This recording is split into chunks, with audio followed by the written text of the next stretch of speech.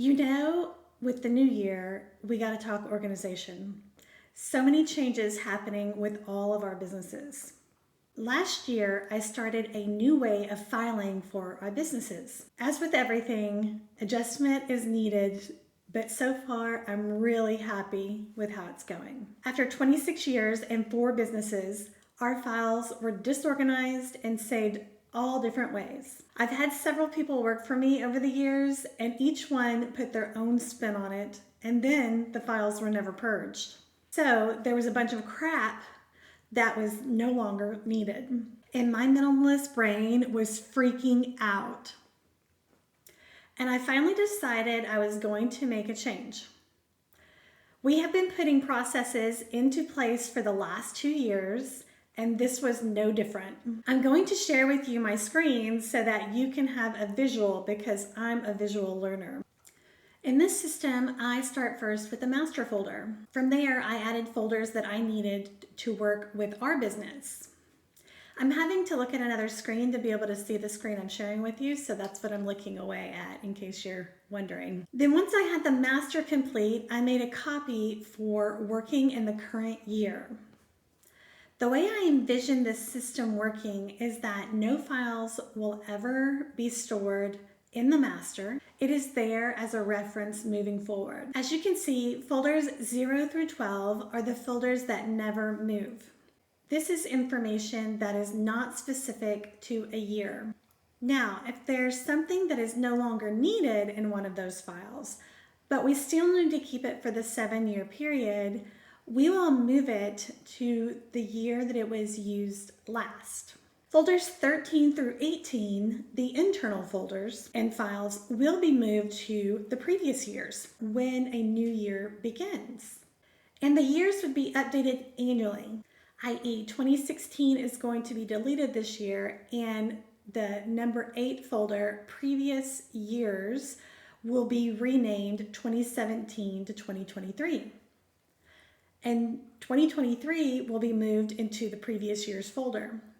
So the previous year's folder, whenever I get ready to move these folders here, when I go to the accounting department, I would just select all of these and I would create a new folder that is 2023 tax information so that everything is in that folder.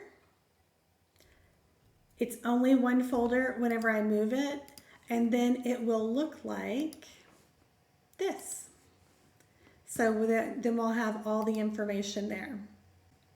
And then once I do that, I then make 2 more folders and I separate it out between business and personal. That way everything is simplified and it's moved there together. But because my accountant does our personal tax return as well, that's why I put all of our personal information in there so that it's one folder to be able to upload to the accountant's portal.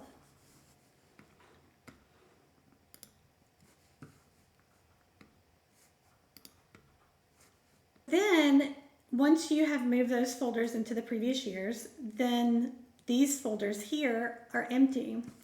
So then you would copy from your master the internal folders for that top level folder. So, i.e. the accounting department would be the top level folder.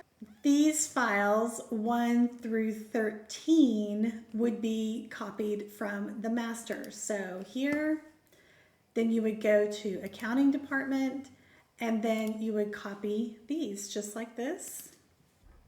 And then you would put them over into the filing system that is now going to be named 2023, and then that would go into the accounting department. So more simply is that you would take all of these files, copy them, and then paste them into the accounting department so that you have blank folders ready to go, and then you start putting your things in as you get them. Then I've created a naming convention that is the same for everything so that no matter what, anyone can quickly find what they are looking for with little to no assistance. So, for example, our vendor files, let me go back to our file. Our vendor files are here. And this is all the people that we do work with. When we go to our vendor files, which is our vendor receipts, these are all the companies that we do work with.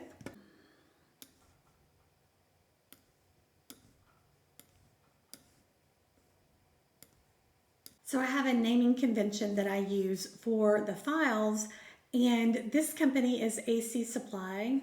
So the invoice, this is a credit memo. So the credit memo is going to be saved AC Supply, CM for credit memo, and then the credit memo number and the date.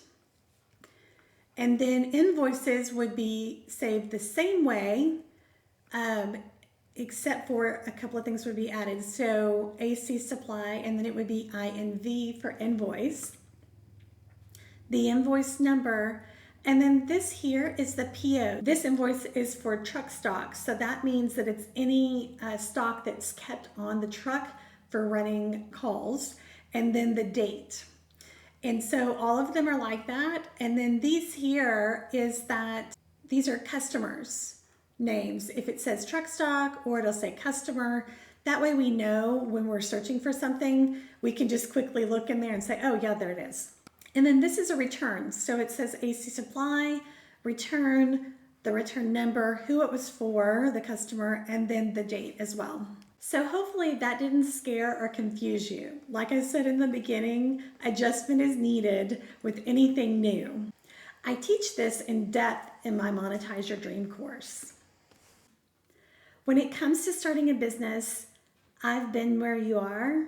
I know how you feel, and you don't have to do it alone. I know starting a business is confusing, or running a business is confusing, but I can help. If you or someone you know needs business help, share this video with them. As always, if you found value in this video, please like, share, or comment so that my video is seen by more people. And don't forget to hit the subscribe button.